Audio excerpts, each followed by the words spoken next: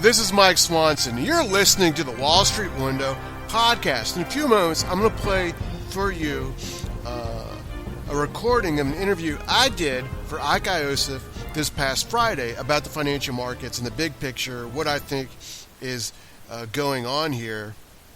I know it's Monday and the stock market was up today. The S&P 500 was green, but I really don't think we're quite out of the woods yet. I don't think we're going to crash either. So really, I don't think much has happened today that negates what I spoke about with Ike on Friday. That said, on Sunday, I did a private Power Investor update talking about a couple sectors, or ETFs even, that I'm thinking about buying at some point in February. Talked about the specific ETFs and the specific indicators I'm looking for to trigger a buy signal. Did not happen yet, but I do think it will happen this month, if not this week. Talked about that in a private update for the Power Investor Group. If you want to get that, you need to subscribe. If you go to the website, there's a link to join the group below this recording. So, all that said, you also should check out Ike Iossif's website, marketviews.tv. This also was actually a private recording I did for him for his membership group, but he was nice enough to send it to me so I can pass it on to you. But he interviews dozens of guests. I listen to the interviews because they're the same people every single month, and by listening to a group of people with divergent views, you can see how their ideas change over time, and it's interesting. You know, it's not just like random sound bites. You get a feel for these different experts and how they're all interacting with the markets and how their opinions are evolving and changing over time. Really, really fascinating stuff. So all that said, let's one quick little break and on to the recording with Ike. Go ahead, caller. Yeah, I'm interested in the truth about the JFK assassination. Right. Well, what do you want to know? Judy Baker's wild claim, Oswald girlfriend, she knew Ruby and Barry, cancer weapons. Really? I imagine I could claim I have four wheels. It doesn't make me a wagon, but okay. Oswald was on the kill team and trying to prevent the murder of John Kennedy. Come on now. Has a real expert on the JFK assassination looked into her claims? Go to Amazon.com, enter Judith Baker in her own words. You'll get results for a digital copy of a book where Walt Brown utilizes her own words and the known evidence in the case to get at, well, a different perspective, let's say. You can get Judith Barry Baker in her own words from the author himself, signed if you request it by contacting Dr. Brown at KIASJFK@AOL.com. It's a fun book, and it actually dissects the many, many fantastic claims. Judith Barry Baker in her own words. Thank you for all the great information.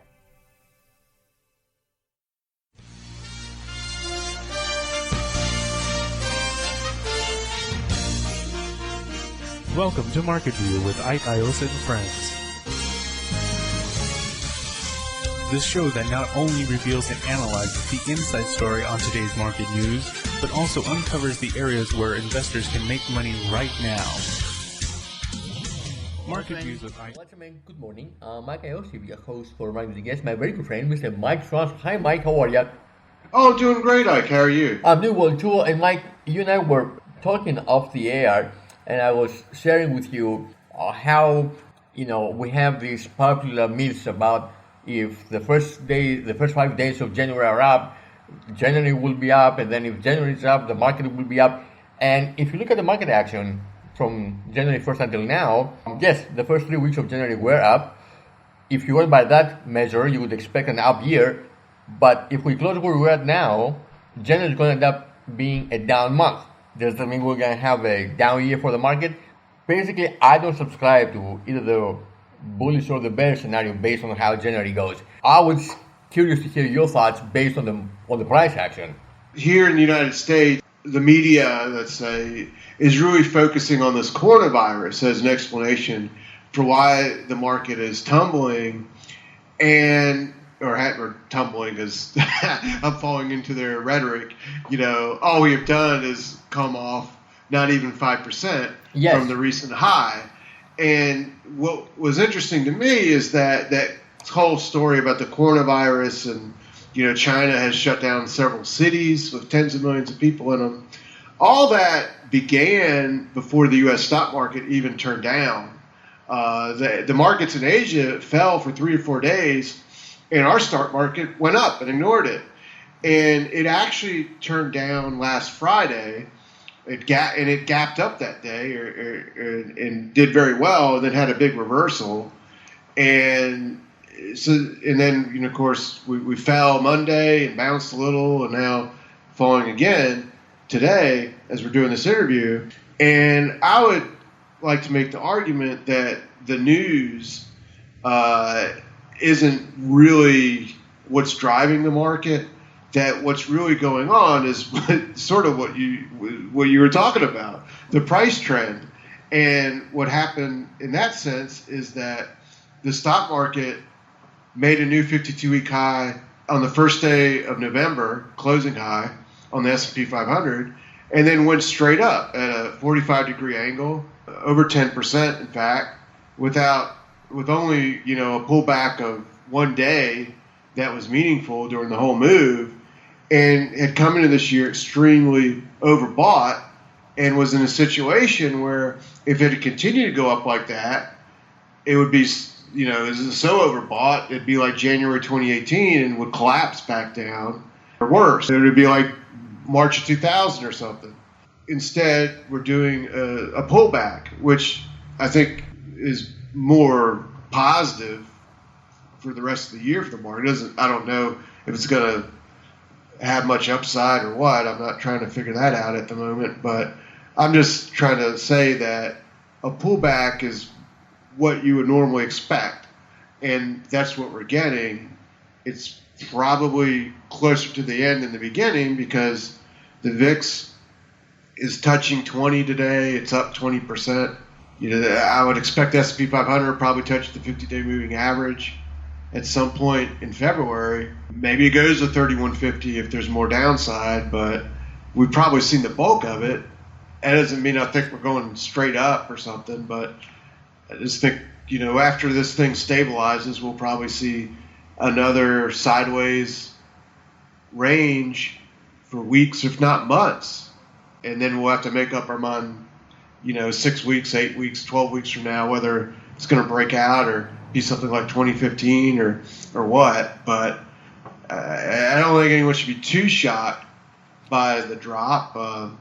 One thing about it is I see it as a vindication for gold.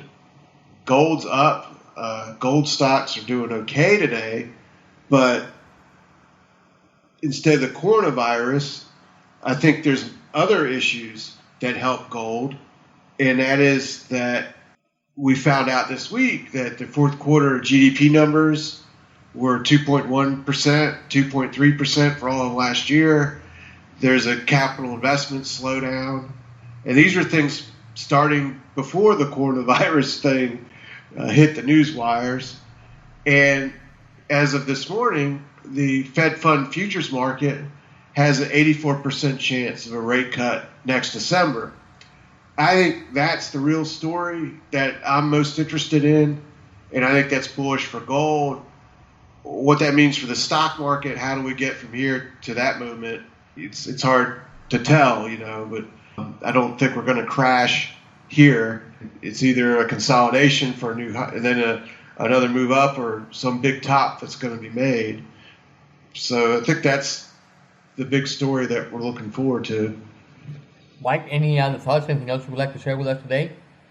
Yeah, last time we spoke, I made mention that I was more bullish on emerging markets and oil and energy and other commodities than the U.S. stock market. And now, since I said that, they've all plunged. The XLE ETF is on its lows of September. The EEM ETF has come down, of course. But I still think in the long run that is likely to be the case, that these will do better than the U.S. stock market. And I'm really interested in the energy stocks, because I don't really have a position in them that's meaningful. So while the stock market has come down a little bit from the high, these other things are more, down a greater percentage. So I'm more interested to see if they can build a meaningful bottom than I am the S&P 500 or Amazon or Apple or something. Mike, thank you. Have a great weekend. Thank you. Great time. And you too in there too.